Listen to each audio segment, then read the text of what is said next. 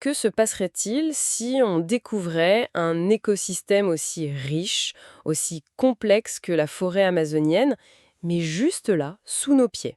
C'est une excellente question pour commencer. C'est un peu ce que suggèrent les documents sur lesquels on se penche aujourd'hui. Hmm. Ce sont des extraits de l'Atlas européen de la diversité des sols, une publication vraiment fascinante de la Commission européenne. Et pour commencer, un chiffre qui donne le tournis. Ah, je crois savoir lequel.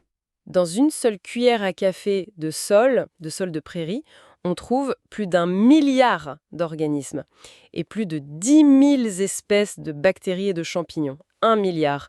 C'est un chiffre qui force l'humilité, Ouais. vraiment. Et il faut voir ça à une échelle plus large. 99% de notre alimentation mondiale dépend directement de ce monde invisible. Ah oui, quand même. On a tendance à voir le sol comme un simple support, un pot de fleurs géant, quoi. Mais c'est un acteur majeur. Il régule les cycles de l'eau. Il stocke 2 fois plus de carbone que toute l'atmosphère. C'est un régulateur climatique fondamental. Un géant silencieux, j'aime bien l'image. Notre mission aujourd'hui, c'est donc de lui donner une voix. Découvrir qui sont ses habitants, ce qu'ils font et pourquoi leur existence est si cruciale pour la nôtre. Exactement. Alors, commençons par le début. On pense terre, mais la source nous dit que ce n'est pas le plus important. Non, pas du tout. Le plus important, c'est ce qu'il y a entre les particules de terre. Le document insiste beaucoup sur ce qu'il appelle l'espace poral. L'espace poral. C'est ça. C'est le réseau de vie, de fissures, de tunnels. Il faut vraiment s'imaginer une ville souterraine, avec ses rues, ses appartements. C'est cette architecture qui permet à l'air et à l'eau de circuler, et à la vie de s'installer. D'accord. Et au cœur de cette ville, il y a ce qu'on appelle l'humus. Alors ça, c'est pas juste du compost, c'est bien plus complexe, n'est-ce pas? Absolument. L'humus, c'est la matière organique qui a été transformée par les organismes du sol.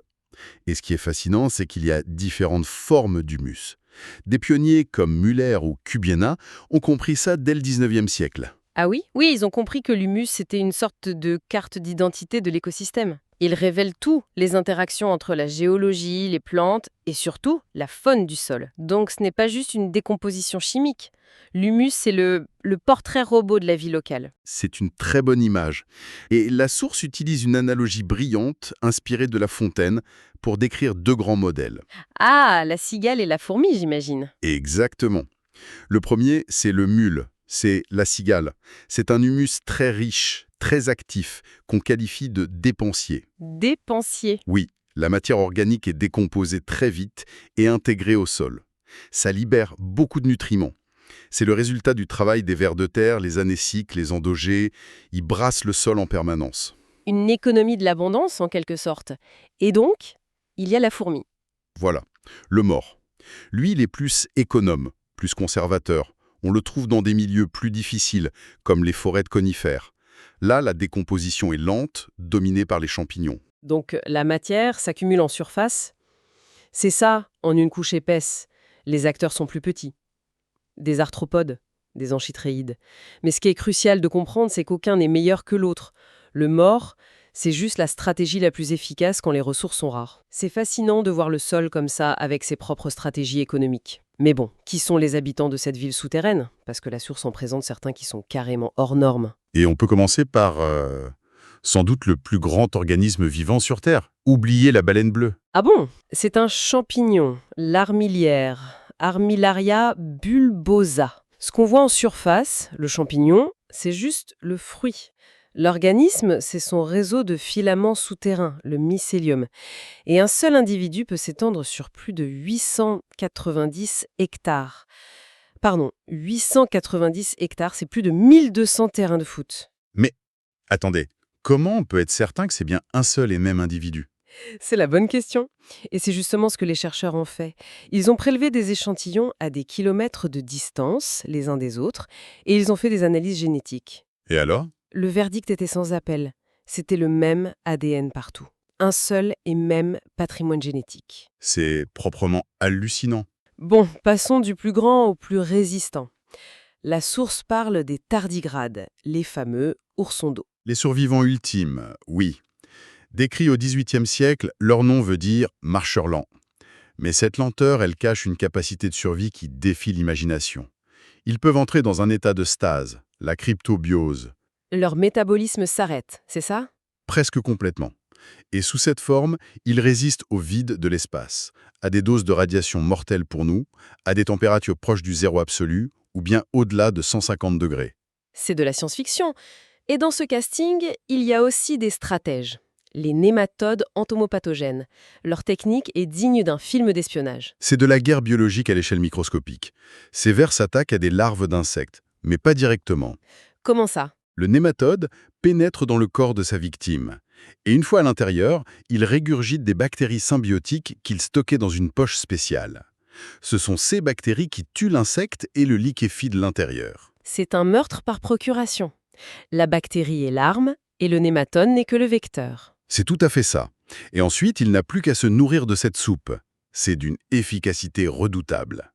Et pour finir ce tour d'horizon, impossible de ne pas parler des plus connus, les véritables ingénieurs de l'écosystème, les vers de terre. Oui. Et la source les classe très bien en 3 grands groupes.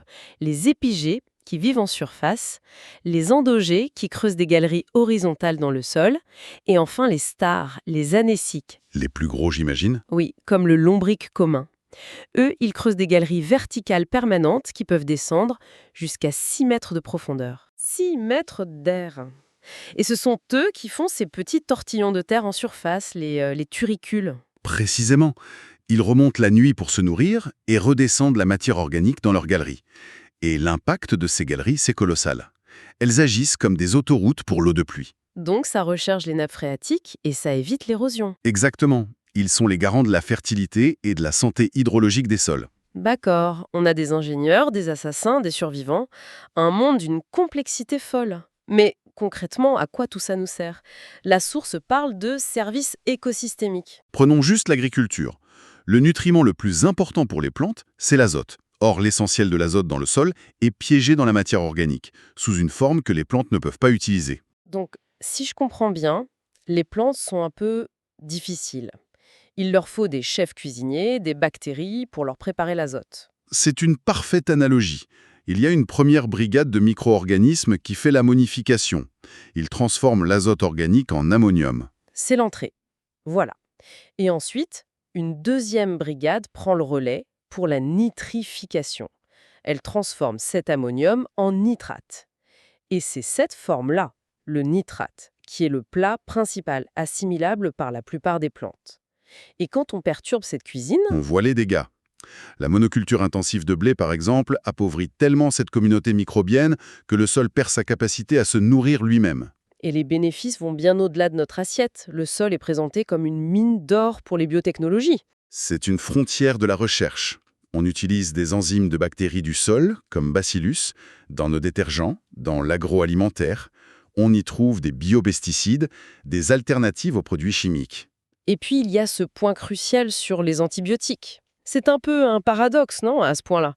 Le sol est à la fois la source de nos médicaments et le lieu où la résistance se développe. C'est un double tranchant fascinant. Le sol, c'est un champ de bataille microbien permanent. Pour survivre, les microbes ont développé des armes, les antibiotiques, et des boucliers, les mécanismes de résistance. Donc en l'étudiant, on explore des millions d'années de course à l'armement. Exactement. Ça nous permet de découvrir de nouvelles molécules, mais aussi de comprendre comment les contourner. C'est un enjeu de santé publique majeur. Et on y trouve même des solutions de dépollution, la biorémédiation. Oui, l'Atlas donne un exemple très parlant au Canada. Un site industriel contaminé par du goudron, du cyanure, un poison. Et qu'est-ce qu'ils ont fait? Ils ont injecté un cocktail de bactéries spécifiques avec des nutriments pour les booster. Et en seulement 70 à 90 jours, les concentrations des polluants ont été réduites de 40 à 90%. Sérieusement? Les bactéries ont littéralement mangé la pollution? C'est ça, elles l'ont dégradée pour s'en nourrir.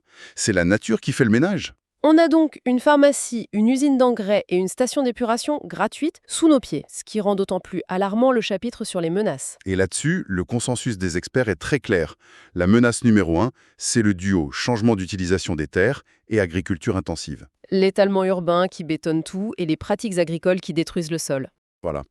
Et juste après vient l'imperméabilisation.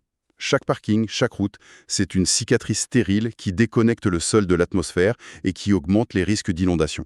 La source mentionne aussi la compaction, le fait d'écraser le sol avec les machines.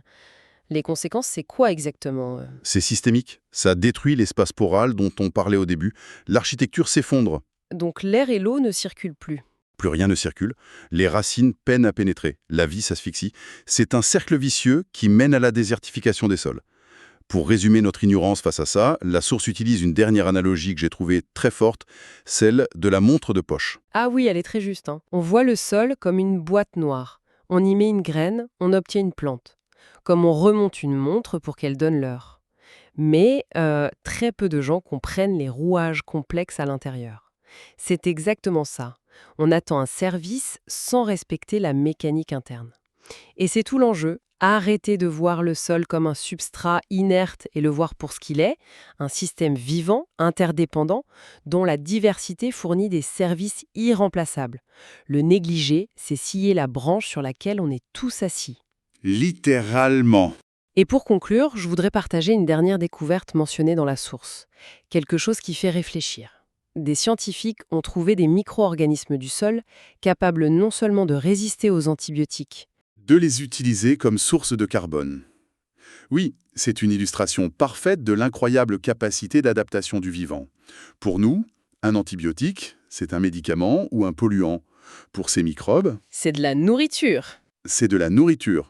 Ça nous oblige à tout reconsidérer. Exactement. Alors que l'humanité est engagée dans une course contre la montre face à l'antibiorésistance, la vie sous nos pieds a déjà évolué pour consommer ce qui nous menace. La question vertigineuse que ça soulève, c'est quelles autres solutions, ou peut-être quels autres défis, se cachent encore dans cet univers invisible qui, silencieusement, soutient le nôtre.